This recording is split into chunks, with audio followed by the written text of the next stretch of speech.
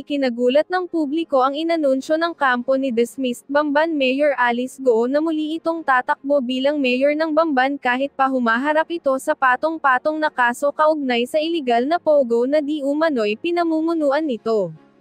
Maging ang ilang senador ay hindi din makapaniwala matapos umanong maghain ng COC si Alice Go.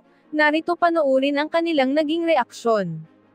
Dito sa Senate. Kailangan pinupukpok talaga. So kung yung sa PSA, Minsan parang silang pagong talaga. so kung balak like sa PSA, do you intend to, Pukpok.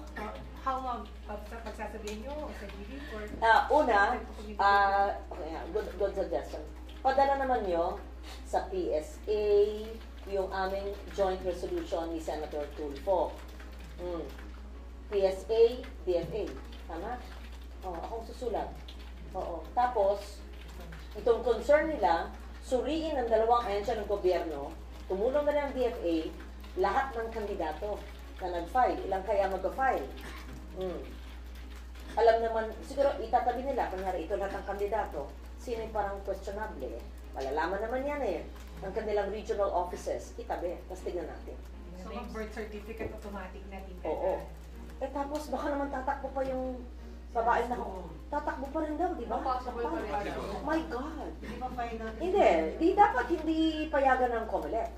Diyan nila, because wala na yung kanyang, kinansel na yung kanyang birth certificate, right?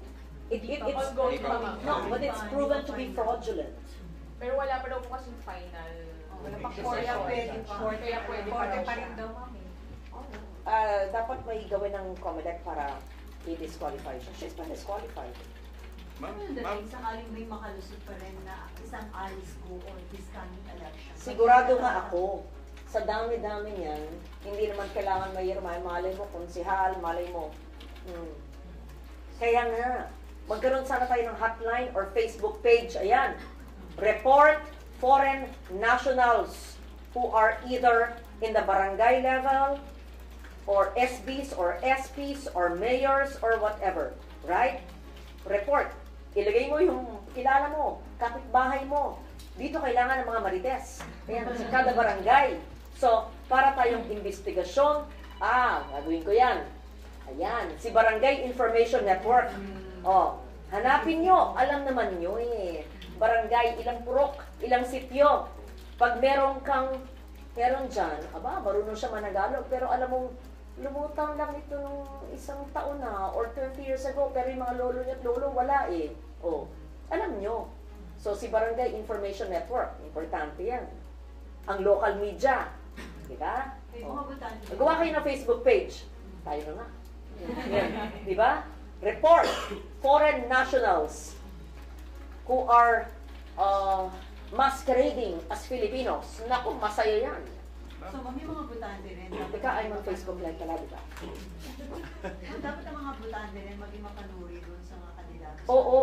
Kaya iba nga natutunan ng Tagalog Oo. Tapos siguro, tumutulong sa mahirap. Maraming pera dahil illegal ang kanilang source. Right?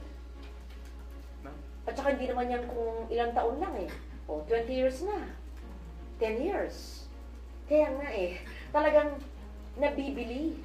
Hindi pwedeng mabili ang ilang mga grupo sa mga ahensya ng gobyerno. Yun nga sinabi ko, napasok na tayo ng sindikato. Dati ang gobyerno, ang proteksyon, laban sa sindikato. Ang sindikato dati ay nasa labas, nagatago, uhulihin.